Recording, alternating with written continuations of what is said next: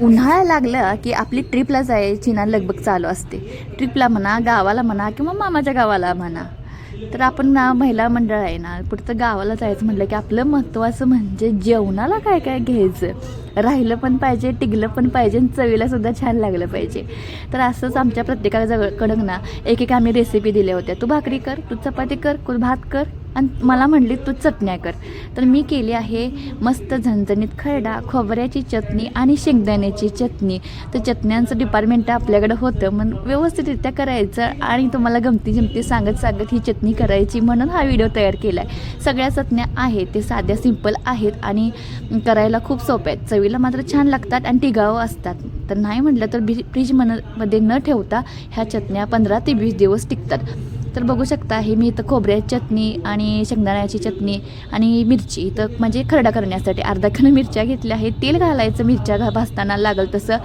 तर भाजत असताना ह्यामध्ये खोबऱ्यामध्ये तेल घातलं आहे, नंतर तीळ घातलं आहे खोबऱ्याची चटणी करताना, जिरं घातलं आहे, तीळ आहे ते 2 चमचे घेतलं आहे, जिरं आहे ते 1 चमचा घेतला आहे, 2 वाट्या खोबरं आहे ते चिरून घेतलं आहे. तर आपल्या ट्रिपला जाताना आपल्या महिलांचं कसं असतं, प्रत्येकाचं काहीतरी वेगळं वेगळंच. कुठं तर मेथी पराठा करा, बटाटा पराठा करा, भात करा, दही घ्या, खरडा घ्या, धपाटे घ्या आणि ह्याची ना मजा वेगळीच असते. तर म्हटलं आता खरडा आहे, खोबऱ्याची चटणी आहे आणि ही शेंगदाण्याची चटणी आहे. तर व्हिडिओ तर साधा सिंपल आहे. तर हा तर आपण व्हिडिओ जेवणाचा करायचा आहे, तर का आपण मागं राहायचं. तर तुम्ही कुठं जाणार आहे ट्रिपला ते नक्की मला कमेंट करून सांगा बरं का. तर इथं आहे आपण शेंगदाण्यामध्ये सुद्धा थोडंसं परतून घेतलं की त्यामध्ये तेल घालायचं. ते घालायचं कारण म्हणजे चटणी आहे ती क्रंची लागते बरं का. आपण भाजताना तेल घातले की कधी पण करताना अशा पद्धतीनं करा, खूप वेगळा फरक जाणवतो. तर आता खोबऱ्याच्या चटणीमध्ये कढीपत्ता मात्र भरपूर घालायचा, तो सुद्धा ह्याबरोबरच भाजून घ्यायचा म्हणजे क्रंची होतो, कुरकुरीत होतो. तर हा भरपूर असा कढीपत्ता वापरायचा म्हणजे कढीपत्त्याचा सुद्धा ह्या चटणीला फ्लेवर येतो. आणि भाजतानाच नक्की वापरा बरं का, म्हणजे तेलामध्ये शेंगदाणे वगैरे गरम असतात त्यामध्येच भाजून जातो. तर जास्त भाजायचं पण नाही, करपून पण द्यायचं नाही. भाजून झाले की थंड होऊन द्यायचं सगळं, म्हणजे क्रंची होतं आणि मिक्सरमध्ये सहजरित्या बारीक होतं बरं का. तर तासाभरानं बघा मिरच्यासुद्धा थंड झाल्या आहेत. मिरच्यासुद्धा भाजताना जास्त करपूस भाजायच्या नाही, थोड्याशा कच्च्या ठेवायच्या, म्हणजे आहे ना खरडा ते छान लागतो. तर गंमत काय झाली इथं माझी, मोठ्या भांड्यामध्ये मिरच्या घातल्यामुळे लवकर बारीक होईना, थोडासा जास्तच बारीक हा खरडा तयार झाला. किती उशीर खरडा करायला वेळ लागला मला माहिती का, एक 10 ते 12 मिनटं खाली वर करून खरडा करून त्या खरड्याची ना दशाच करून ठेवली मी इथं. तर ह्यामध्ये मीठ घालायचं, जिरं घालायचं, कोथिंबीर भरपूर वापरायची. तर आणि हे सगळं साहित्य बाजूला ठेवून लगेच दुसरं घ्यायचं. तर इथे ह्यामध्ये करत आहे शेंगदाण्याची चटणी. तर मला नंतर वाटलं की छोट्या भांड्यात थोडं करून मी खरडा केला असता तर खूप चांगला झाला असता.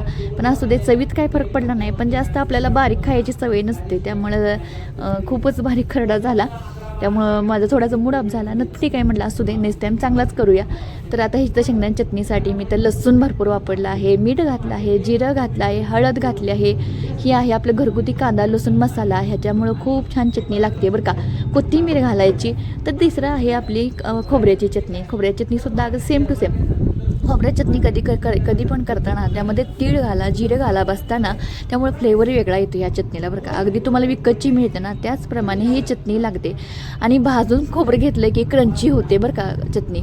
तर त्यामध्ये लसूण घातला आहे भरपूर असा, चटणी घातलं आहे, कांदा लसूण मसाला, मीठ वापरायचं, ह्यामध्ये हळद घालायची.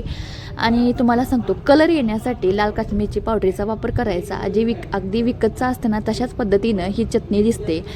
तर नाही घातलं तरी चालते, त्याला काही नाही. पण आपण आपलं कलर येण्यासाठी मी इथं घातलं आहे. तिखट होण्यासाठी मी कांदा लसूण मसाला वापरलाच आहे.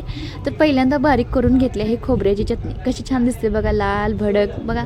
गरम भाकरी नाही, सॉरी भाकरी आपण गाडीमध्ये बसून गरम भाकरी असू शकत नाही, कसलीही भाकरी असू दे त्याच्याबरोबर ही चटणी सूटच होते. काही असू दे, चपाती भाकरी भात काही घ्या, त्याच्याबरोबर छान अशी ही चटणी तयार होते.